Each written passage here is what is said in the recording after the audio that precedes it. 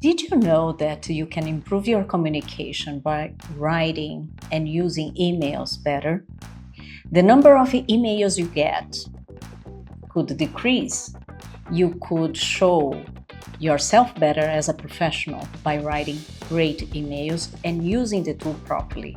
So this is what I'm going to show in this video. Stay tuned.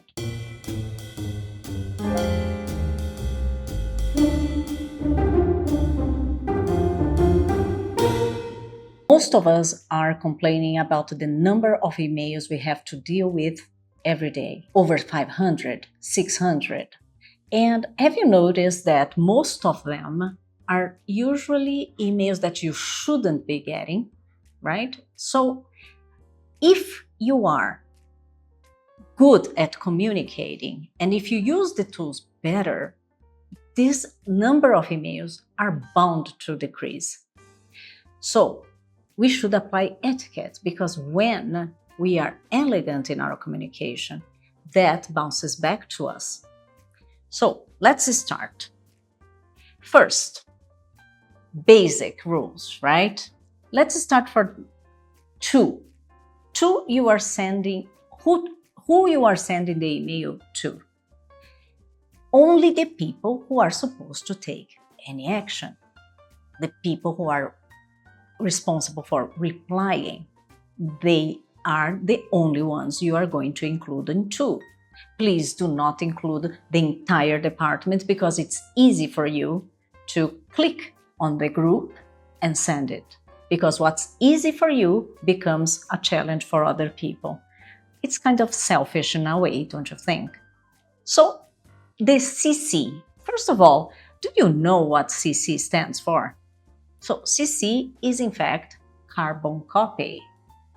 I heard some people saying, oh, it's copy. It isn't. It's carbon copy. People who are CC'd in your emails are the ones who have to be kept in the loop. Not the entire company, not the entire team, not the entire department if it's not necessary. Take the time to select the right people and stop filling other people's inbox because you want to do things fast. Don't do that. That's rude, right? BCC. Most of us don't use BCC. It stands for blind carbon copy. It means the person is not going to be shown to the recipients of that email. Well, move on to the subject. Important to be very objective in your subject, because it is the subject that is going to help you later and help other people find the information when needed.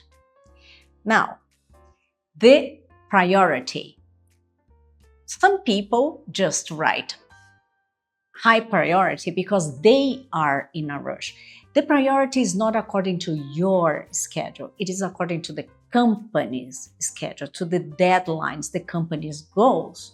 If you procrastinated something and now you are in a hurry, don't you think it's a bit rude to just ask people to rush because now you are in a hurry?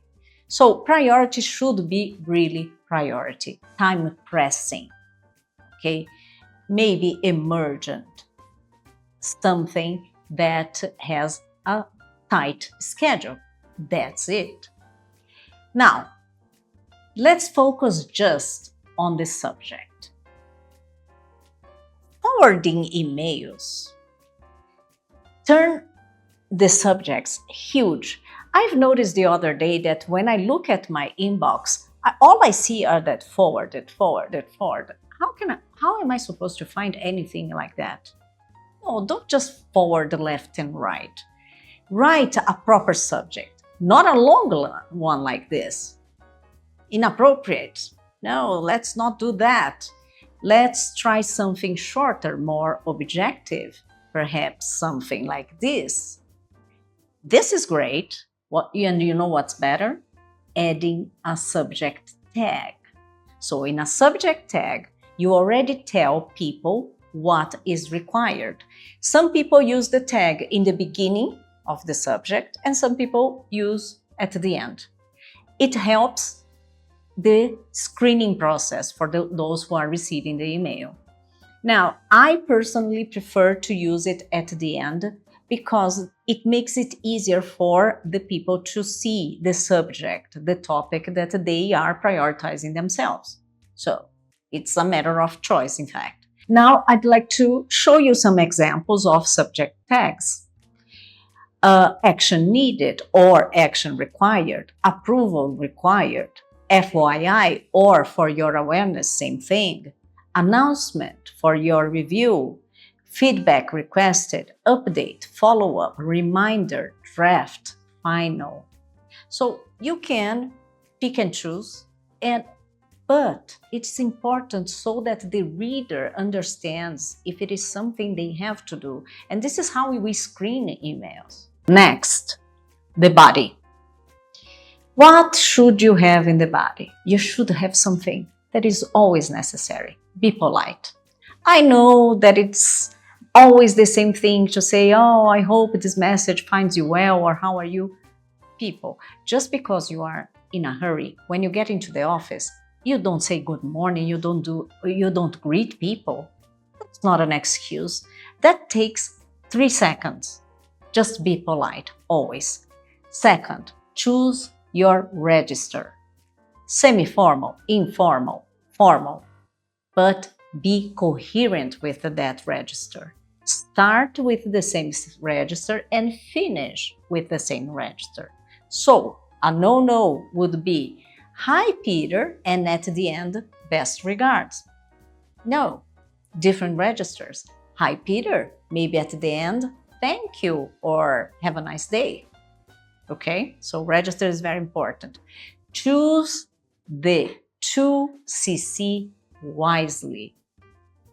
The time you spend choosing is the time that you are being courteous to other people and being very selective to those who are really involved in that topic. Now, be objective. I don't want your life story. I don't need to know the whole problem. Just say what it is that you need. You can provide a context, true, but answer just what was asked. Do not over-explain yourself. Next, if there is a request, make it clear in the beginning of the email. A lot of people write about a product that had an issue in production, and the request is at the end. No, you should write the request in the beginning, so I know why you are writing to me. Be organized. Drafting in your head helps. The same way we have to think before we speak, we should think before we write. It doesn't take long, and your messages are going to be on point. Yes, you can provide a context, but be short and be objective. And if your email has to be long, please use bullets. It makes the reader's life easier. So all of that to say, emails you receive that are long, do you like reading long emails? I personally don't. So what I do, I screen them to read later when I have more time. But when I receive an organized email, that's the first email I'm going to reply. You see? And what happens? I'm going to pay attention because I know that person communicates well by email. So whenever I get a message from that person is going to go to the front of my line, because then I can get rid of what I have to do, because this is what we do with emails. We deal with them all day, and we have to be fast and effective and efficient. Now, do's and don'ts.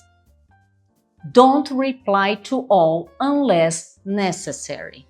So you get a communication from HR, and HR says, okay, so those interested in joining the training program, please contact us. And you reply to all and say, I am interested. I don't care. I don't know who you are. Why should I care if you are interested or not? Just reply to the person who is going to take action. Now, don't forward left and right. I'll tell you a true story. Once I received an email with nobody, just forwarded. Well, what was expected from me, I think? People expected me to read all the thread, understand what was going on and what I should do. No, I just sent back the email and said, I'm sorry, I think you sent the email to the wrong person. It's rude. You have to tell me what I should do, what I should be reading. Next, use the appropriate text formatting. Do not use exclamation marks unnecessarily, capitalizing words that are not necessary to capitalize. So all caps is the same as screaming. This is not for stress. It's rude. Do not use all caps unless for acronyms. Next, avoid exclamation marks. Second, bold is for emphasis and italics for nuance. This is text formatting 101. If you know how to write emails, if you know how to communicate, this is a basic thing you should know. Next, underlining should be avoided because it competes with links. That's all. It's not about being wrong or right. It's just a practical thing. And anticipate questions. In order to avoid the back and forth that are necessary, let's say you are going to talk about a new project. We are going to launch a new project in the next quarter. Please be ready to engage. Well, I have many questions, right? What is this project? What is the scope of this project?